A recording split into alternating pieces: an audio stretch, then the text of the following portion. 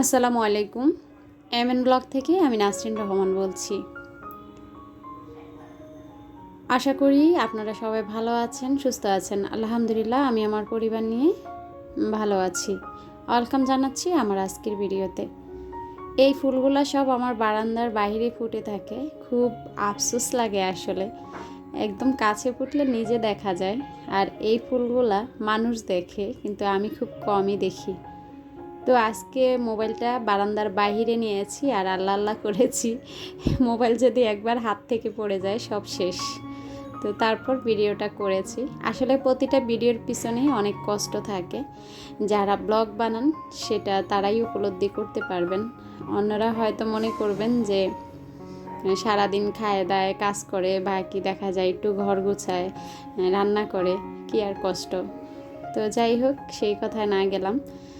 তো আজকে বারান্দায় এসেছি গাছে পানি দিব বলে। তারপর দেখি কি আবার বাইরে মনে হয় বৃষ্টি হবে। তো তারপরও দিতে হবে, যখন একদম ঝুম বৃষ্টি হয় তখনই আমার বারান্দা ভিজে। তো এই গাছটা দেখেন, 2টা মাত্র পাতা ছিল। কত আফসোস করেছি যে মনে হয় মরে যাবে। এখন পুরা টপটা কানায় কানায় পূর্ণ হলো। এখন অপেক্ষা আছি এটার, এই যে সবুজটার। তো যাই হোক, ক্যাকটাসগুলো ভালোই আছে। ক্যাকটাস কয়েকটা নতুন করে আবার লাগাবো আর কি। তো আজকের ভিডিওতে কিছু কথা বলবো, সাথে আছে সুন্দর একটি ডিআইওয়াই। আশা করি আপনাদের পুরো ভিডিওটি জুড়ে থাকবেন, আপনাদের ভালো লাগবে। এখানে আমার যে টেরারিয়ামটা, মাশাল্লাহ খুব ভালো হয়েছে এটা। তো এটা যে ক্যাকটাসটা লাগিয়েছি সেটারও বেবি আসতেছে, দেখে তো আমি মহা খুশি। ভাবতেই পারি না যে গাছগুলা টিকবে আর কি, কেননা যেহেতু টেরারিয়ামটা আমি নতুনে বানিয়েছি।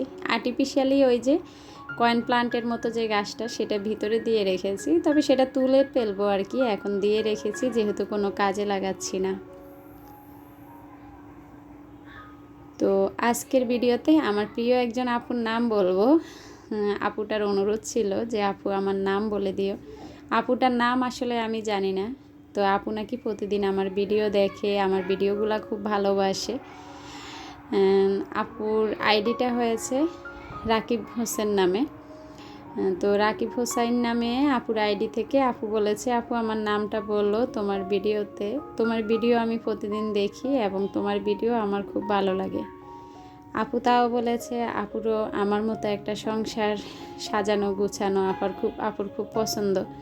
আপুও চায় যেন আমার মতো সুন্দর একটা সংসার হোক। শুধু আমার সংসার না, আসলে আমি দোয়া করি আপুর আমার চেয়েও ভালো একটা সংসার হোক, আরও সুন্দর হোক। মনের মতো সেই সংসারটা যেন আপু গুছিয়ে রাখতে পারে, সুখে থাকে। তো আপু, জানি না তুমি আজকে আমার ভিডিও দেখেছো কিনা। যদি দেখে থাকো তাহলে তোমাকে আবারও ধন্যবাদ জানাই আমার ভিডিও সময় করে দেখার জন্য। এখানে এটা কালকের ভিডিও ছিল, বিকালবেলা আমি বাচ্চাদের একটু নাস্তা বানিয়ে দিয়েছি, আর নাস্তাটা বানাচ্ছি নাফিজা আপুর রেসিপিটা ফলো করে। তো আপু সুন্দর সুন্দর ভিডিও বানায়, বিশেষ করে নাস্তার রেসিপিগুলো আমার কাছে আপুর অনেক ভালো লাগে। তো আপু, তুমি যদি আজকে আমার ভিডিও দেখে থাকো, তোমার মতো হয়েছে কি না জানি না, তবে চেষ্টা করেছি। তবে খেতে দারুণ লেগেছে চিড়ার এই নাস্তাটা। তো প্রথমে খেয়াল করছেন আমি কিন্তু চিড়াগুলা পানিতে ভিজিয়ে রেখেছিলাম।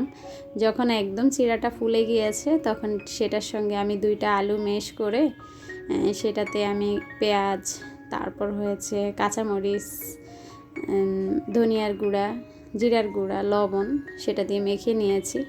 তবে আপু এটার সঙ্গে ধনিয়া পাতা দিয়েছে, আমার কাছে ধনিয়া পাতা ছিল না, তাই আমি এইভাবে মেখে এটা ডোনাটের মতো করে ভেজে নিয়েছি। এক আপুর প্রশ্ন ছিল আমি যে এই যে ফ্রিজের স্টিকারগুলো লাগিয়েছি, মানে সেগুলো ধুলাবালি কিভাবে পরিষ্কার করি।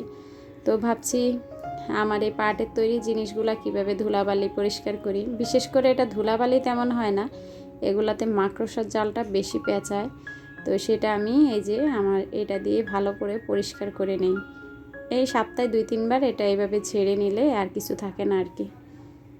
তাবাসসুম বানু আইডি থেকে আপু আমাকে কমেন্টস করেছে। আপু আমার সব সময় ভিডিও দেখে, ইদানিং আপুর কমেন্টসটা খুব কম পাই, তবে আজকে কয়েকদিন আপুর কমেন্টস পাচ্ছি আমি।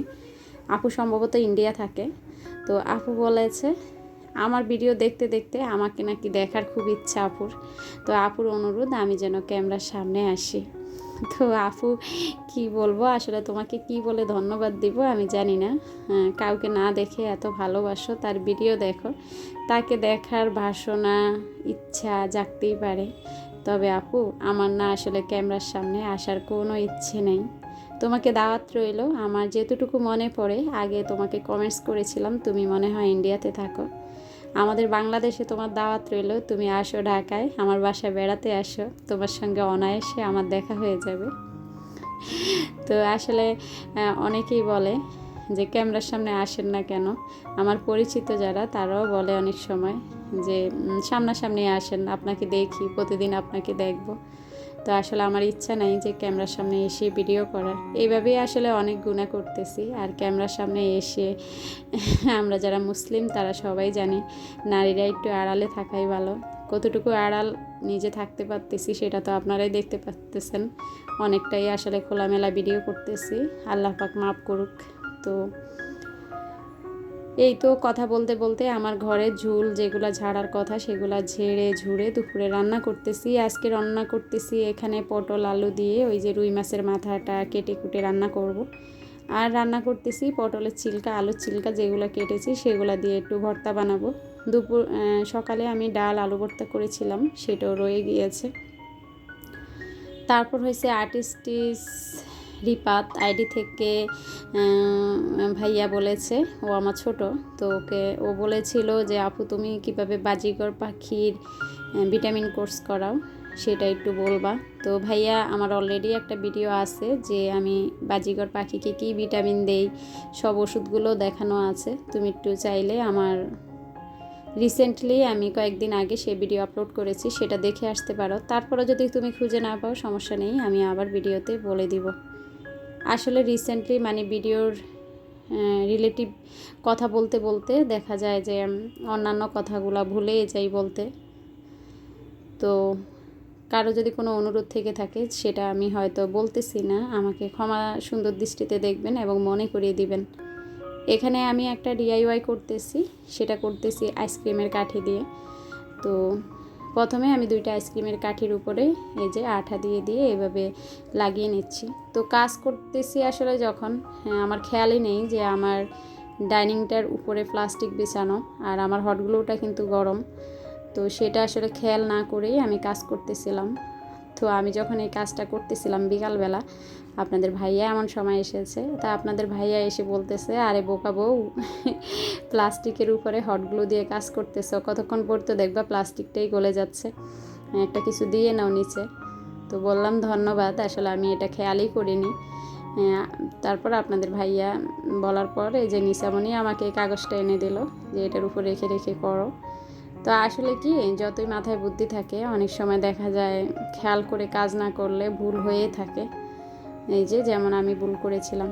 তো যেরকমভাবে আমরা মই বানাই আর কি, তো সেটা আমি প্রথমে 5টা তারপর 4টা দিয়েছি। এটা দিয়ে আমি বিভিন্ন কালার রং করে নিয়েছি। তো আইসক্রিমের কাঠির উপর দেখলাম যে লিখতে গেলে অনেক কষ্ট, তারপরও একটু একটু লিখছি। আর লিখতেছি ওয়েলকাম টু আওয়ার হোম। তো লেখাটা ভালো করে আসলে লিখতে পারি না, যতটুকু লিখেছি একটু বোঝা যাচ্ছে আর কি। তো যাই হোক, কেমন হয়েছে আমার ডিআইওয়াইটা শেষ পর্যন্ত দেখবেন, অবশ্যই জানাবেন। তো মাঝে মাঝে কিছু কমেন্টস পাই, আসলে এ পর্যন্ত তেমন একটা নেগেটিভ কমেন্টস পাই না, তবে একদম যে পাই না তাও না। এক আপু তো আমাকে বলেছে যে আপু এত কথা বলার দরকার নেই। তা আসলে আপুদের অনেক অনুরোধ থাকে, তারপর দেখা যায় যেহেতু নিজেকেও দেখাই না, একটু একটু কথা না বললে একদম বোবা বোবা লাগে, তাই আসলে একটু কথা বলতে হয়। অনেকের কাছে হয়তো খারাপ লাগে, তো সব সময় বলি যাদের খারাপ লাগে ভিডিও স্কিপ করে চলে যাবেন, সমস্যা নেই। আমি আমার মতোই আসলে দিয়ে যাব, তারপরও চেষ্টা করব আপনাদের পছন্দ অপছন্দটা মাথায় রাখার জন্য।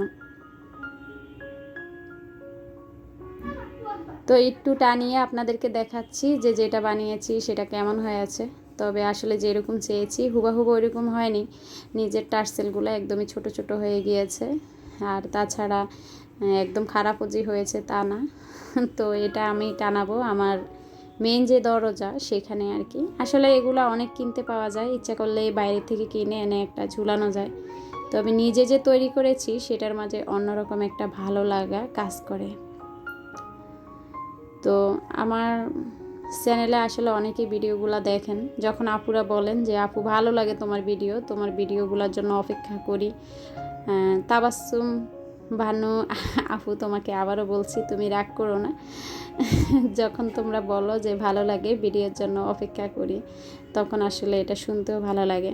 আজকের ভিডিও ছিল এই পর্যন্ত। সবাই ভালো থাকবেন, সুস্থ থাকবেন। আল্লাহ হাফিজ, আসসালামু আলাইকুম।